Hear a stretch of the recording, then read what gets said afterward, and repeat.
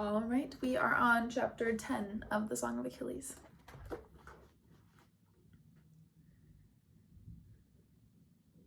It was spring, and we were 15.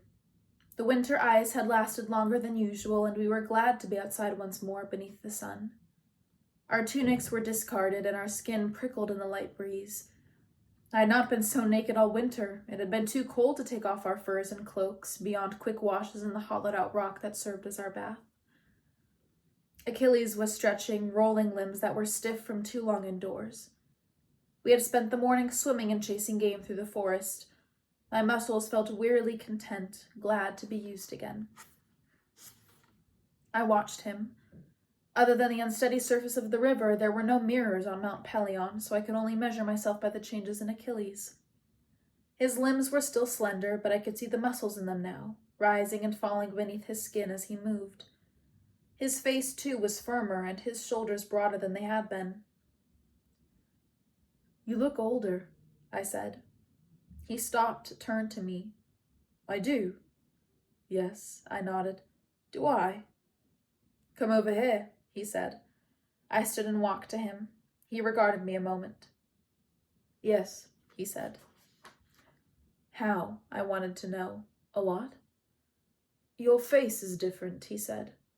"Where?" He touched my jaw with his right hand, drew his fingertips along it. "Here. Your face is wider than it once was." I reached up with my own hand to see if I could feel this difference, but it was all the same to me, bone and skin. He took my hand and brought it down to my collarbone. "You're wider here, also," he said, "and this." His finger touched gently the soft bulb that had emerged from my throat. I swallowed and felt his fingertip ride against the motion. "Where else?" I asked. He pointed to the trail of fine, dark hair that ran down my chest and over my stomach. He paused, and my face grew warm. "That's enough," I said, more abruptly than I meant to. I sat again on the grass, and he resumed his stretches. I watched the breeze stir his hair. I watched the sun fall on his golden skin. I leaned back and let it fall on me as well. After some time, he stopped and came to sit beside me. We watched the grass and the trees and the nubs of new buds just growing. His voice was remote, almost careless. "You will not be displeased, I think, with how you look now." My face grew warm again, but we spoke no more of it. We were almost 16. Soon Peleus's messengers would come with gifts. Soon the berries would ripen, the fruits would blush and fall into our hands. 16 was our last year of childhood, the year before our fathers named us men, and we would begin to wear not just tunics but capes and chitons as well. A marriage would be arranged for Achilles, and I might take a wife if I wished to. I thought again of the serving girls with their dull eyes. I remembered the snatches of conversation I had overheard from the boys, the talk of breasts and hips and coupling. "She's like cream, she's that soft. Once her thighs are around you, you'll forget your own name." The boys' voices had been sharp with excitement, their color high. But when I tried to imagine what they spoke of, my mind slid away like a fish who would not be caught. Other images came in their stead. The curve of a neck bent over a lyre, hair gleaming in firelight, hands with their flickering tendons. We were together all day, and I could not escape. The smell of the oils he used on his feet, the glimpses of skin as he dressed. I would wrench my gaze from him and remember the day on the beach, the coldness in his eyes, and how he ran from me. And always I remembered his mother. I began to go off by myself early in the mornings when Achilles still slept, or in the afternoons when he would practice his spear thrusts. I brought a flute with me, but rarely played it. Instead, I would find a tree to lean against and breathe the sharp drift of cypress scent blown from the highest part of the mountain. Slowly, as if to escape my own notice, my hand would move to rest between my thighs. There was shame in this thing that I did, and greater shame still in the thoughts that came with it. But it would be worse to think of them inside the rose quartz cave with him beside me. It was difficult sometimes after to return to the cave. "Where were you?" he'd asked. "Just," I'd say and point vaguely. He'd nod, but I knew he saw the flush that colored my cheeks. The summer grew hotter, and we sought the river's shade, its water that threw off arcs of light as we splashed and dove. The rocks of the bottom were mossy and cool, rolling beneath my toes as I waded. We shouted and frightened the fish who fled to their muddy holes or quieter waters upstream. The rushing ice melt of spring was gone. I lay on my back and let the dozy current carry me. I liked the feel of the sun on my stomach and the cool depths of the river beneath me. Achilles floated beside me or swam against the slow tug of the river's flow.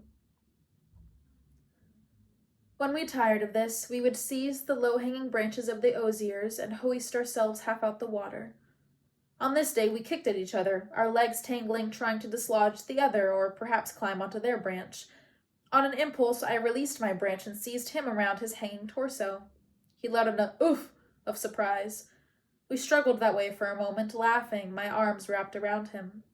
Then there was a sharp cracking sound and his branch gave way, plunging us into the river. The cool water closed over us, and still we wrestled, hands against slippery skin. When we surfaced, we were panting and eager. He leapt for me, bearing me down through the clear water.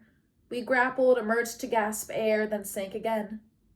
At length, our lungs burning, our faces red from too long underwater, we dragged ourselves to the bank and lay there amidst the sedge grass and marshy weeds. Our feet sank into the cool mud of the water's edge. Water still streamed from his hair, and I watched it bead, tracing across his arms and the lines of his chest. On the morning of his 16th birthday, I woke early.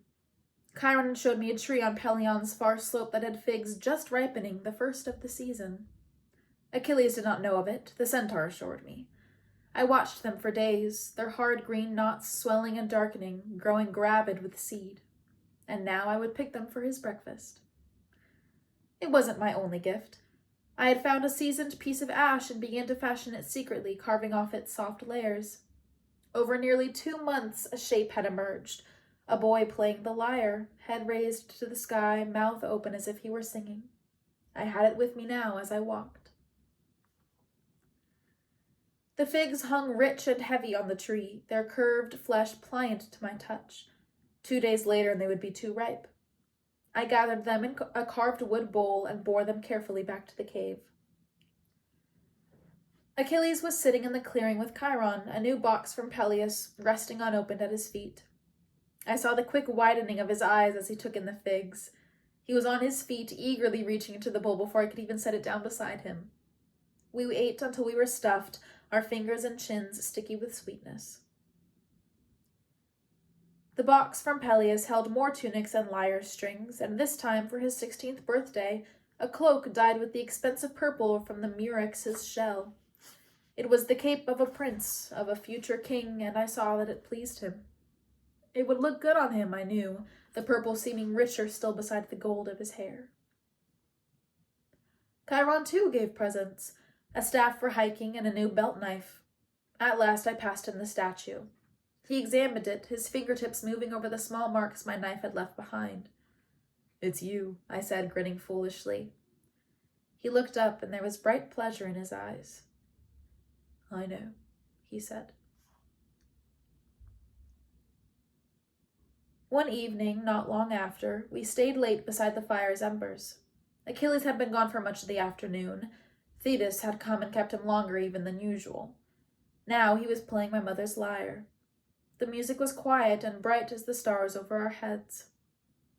Next to me I heard Chiron yawn, settle more deeply into his folded legs. A moment later the lyre ceased, and Achilles' voice came loud in the darkness. "Are you weary, Chiron?" "I am." "Then we will leave you to your rest." He was not usually so quick to go, nor to speak for me, but I was tired myself and did not object. I stretched, soaked up a few more moments of firelight, and followed. Inside the cave, Achilles was already in bed, his face damp from a wash at the spring. I washed, too, the water cool across my forehead. He said, "You didn't ask me about my mother's visit yet." I said, "How is she?" She's well. This was the answer he always gave. It was why I sometimes did not ask him. Good. I lifted a handful of water to rinse the soap off my face. We made it from the oil of olives, and it still smelled faintly of them, rich and buttery. Achilles spoke again. She says she cannot see us here. I had not been expecting him to say more. She cannot see us here, on Pelion. There was something in his voice, a strain. I turned to him.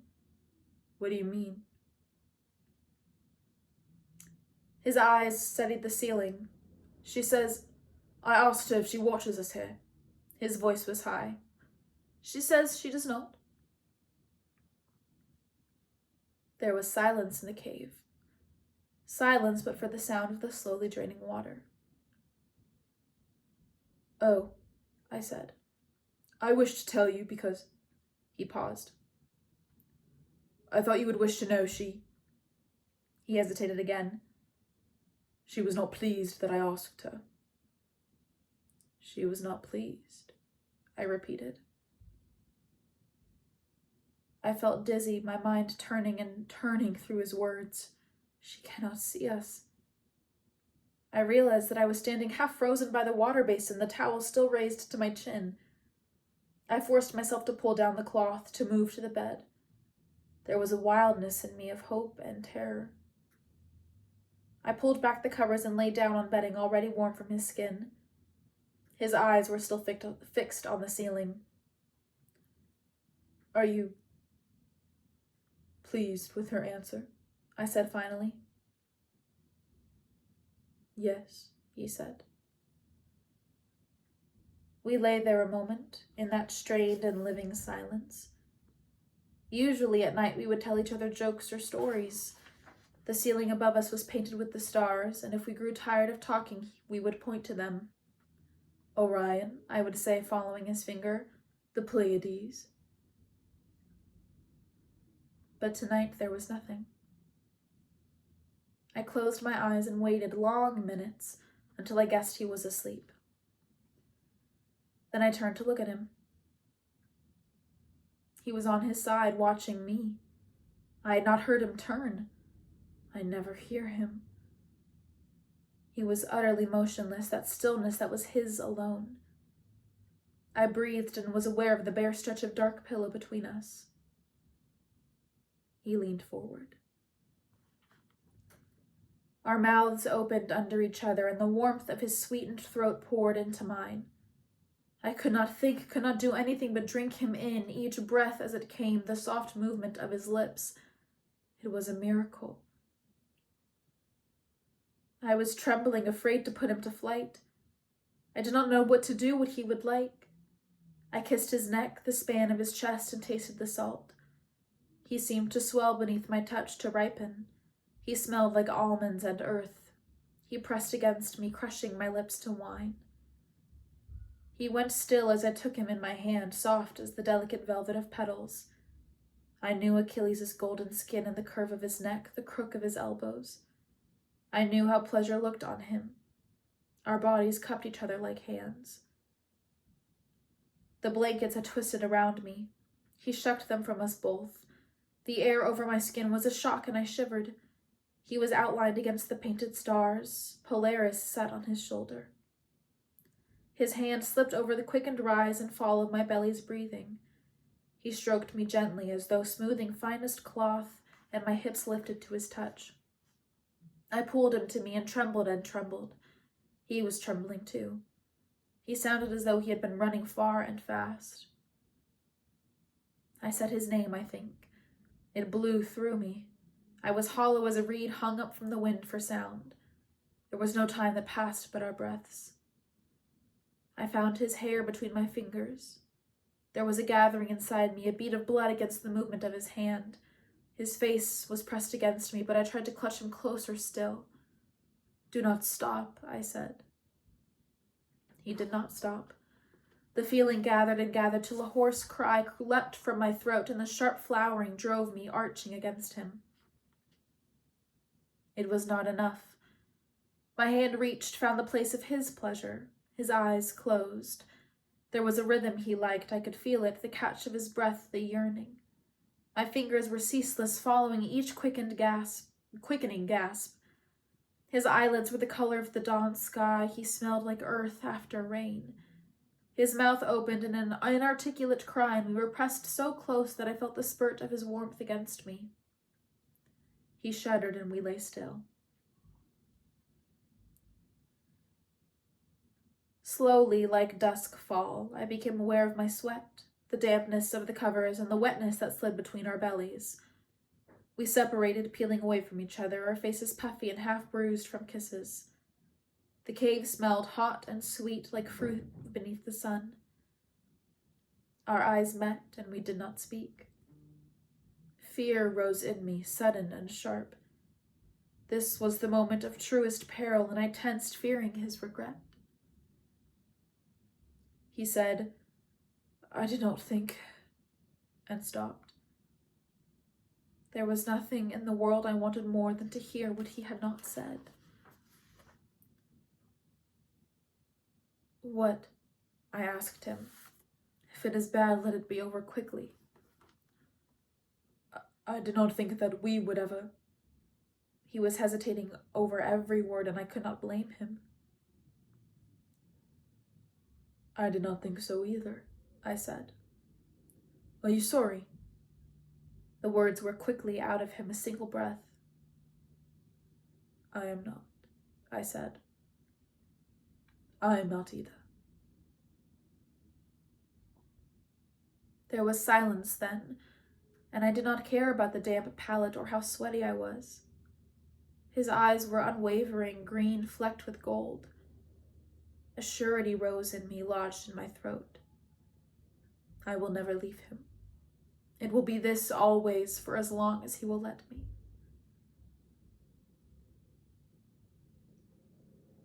If I had had words to speak such a thing, I would have.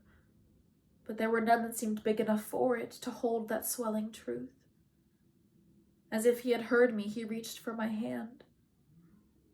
I did not need to look. His fingers were etched into my memory, slender and petal-veined, strong and quick and never wrong. "Patroclus," he said. He was always better with words than I.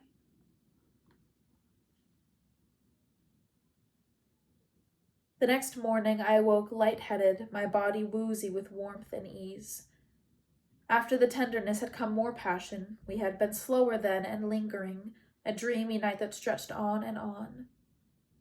Now, watching him stir beside me, his hand resting on my stomach, damp and curled as a flower at dawn, I was nervous again. I remembered in a rush the things I had said and done, the noises I had made. I feared that the spell was broken, that the light that crept through the cave's entrance would turn it all to stone. But then he was awake, his lips forming a half-sleepy greeting, and his hand was already reaching for mine. We lay there like that until the cave was bright with morning and Chiron called. We ate, then ran to the river to wash. I savored the miracle of being able to watch him openly, to enjoy the play of dappled light on his limbs, the curving of his back as he dove beneath the water. Later, we lay on the riverbank, learning the lines of each other's bodies anew, this and this and this. We were like gods at the dawning of the world, and our joy was so bright we could see nothing else but the other.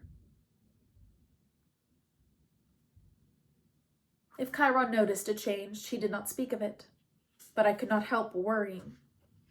Do you think he will be angry? We were by the olive grove on the north side of the mountain. The breezes were sweetest here, cool and clean as spring water. I don't think he will. He reached for my collarbone, the line he liked to draw his finger down. But he might. Surely he must know by now. Should we say something? It was not the first time I had wondered this. We had discussed it often, eager with conspiracy. If you like. That is what he had said before. You don't think he will be angry? He paused now, considering. I loved this about him. No matter how many times I had asked, he answered me as if it were the first time.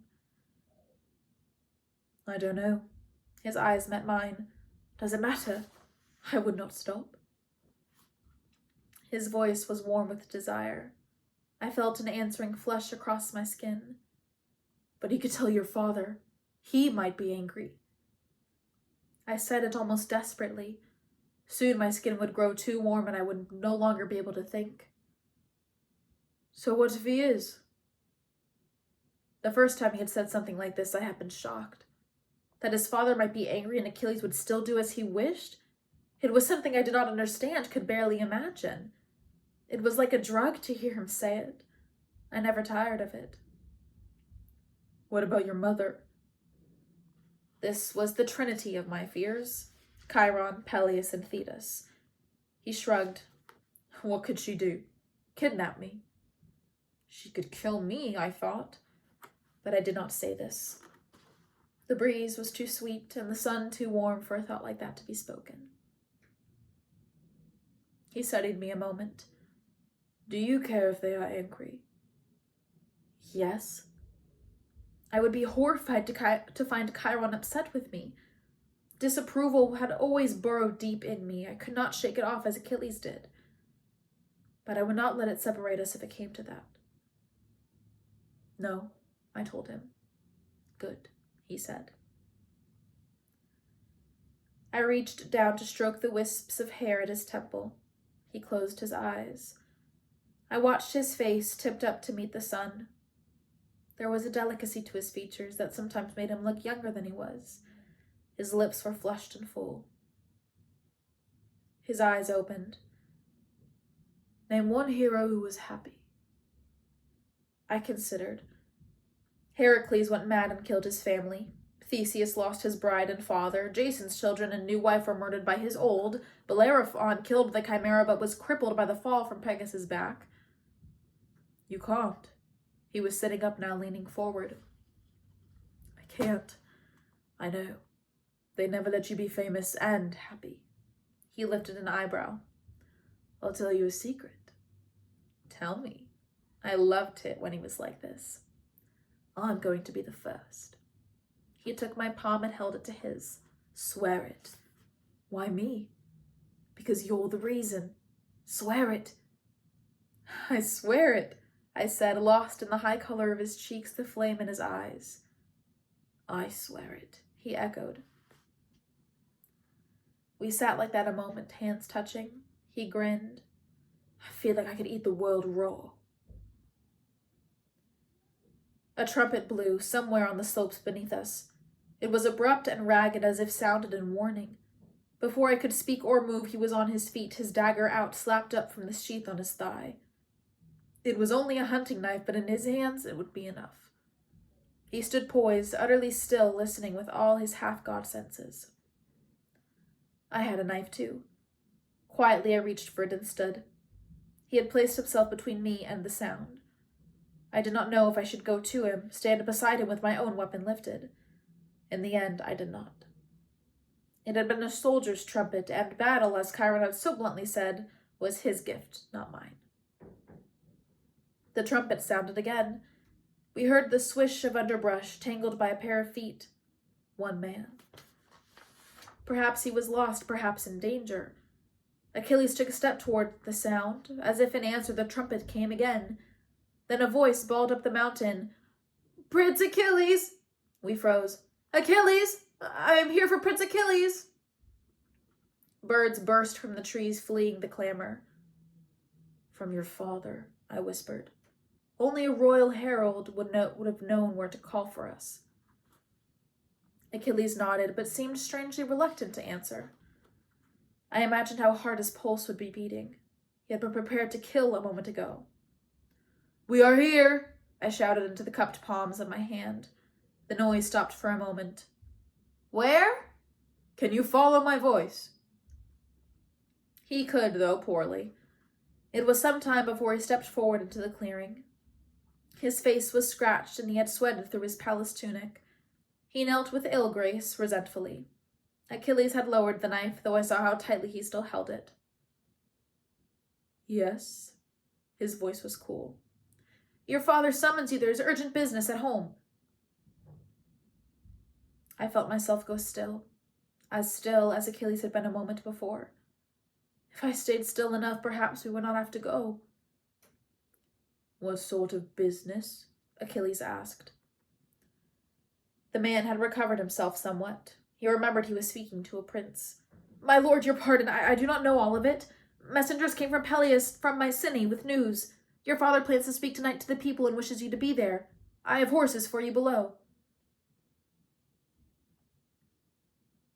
There was a moment of silence. Almost I thought Achilles would decline. But at last he said, Patroclus and I will need to pack our things.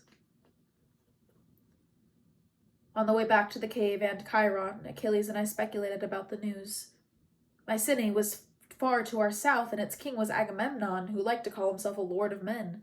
He was said to have the greatest army of all our kingdoms. Whatever it is, we'll only be gone for a night or two, Achilles told me. I nodded, grateful to hear him say it. Just a few days. Chiron was waiting for us. I heard the shouts, the centaur said. Achilles and I, knowing him well, recognized the disapproval in his voice. He didn't like the peace of his mountain disturbed. My father has summoned me home, Achilles said, just for tonight. I expect I will be back soon. I see, Chiron said. He seemed larger than usual, standing there, hooves dull against the bright grass, his chestnut-colored flanks lit by the sun. I wondered if he would be lonely without us. I had never seen him with another centaur. We asked him about them once, and his face had gone stiff. Barbarians, he'd said. We gathered our things. I had almost nothing to bring with me, some tunics, a flute. Achilles had only a few possessions more, his clothes and some spearheads he had made, and the statue I had carved for him. We placed them in leather bags and went to say our farewells to Chiron. Achilles, always bolder, embraced the centaur, his arms encircling the place where the horse flank gave way to flesh. The messenger waiting behind me shifted. Achilles, Chiron said, do you remember when I asked you what you would do when men wanted you to fight? Yes, said Achilles. You should consider your answer, Chiron said. A chill went through me, but I did not have time to think on it. Chiron was turning to me. Patroclus, he said, a summons. I walked forward, and he placed his hand, large and warm as the sun, on my head. I breathed in the scent that was his alone, horse and sweat and herbs and forest. His voice was quiet. You do not give things up so easily as you once did, he said. I did not know what to say to this, so I said, Thank you. A trace of a smile. Be well. Then his hand was gone, leaving my head chilled in its absence. We will be back soon, Achilles said again. Chiron's eyes were dark in the slanting afternoon light. I will look for you, he said. We shouldered our bags and left the cave's clearing. The sun was already past the meridian, and the messenger was impatient. We moved quickly down the hill and climbed on the horses that had waited for us. A saddle felt strange after so many years on foot, and the horses unnerved me. I have expected them to speak, but of course they could not. I twisted in my seat to look back at Pelion.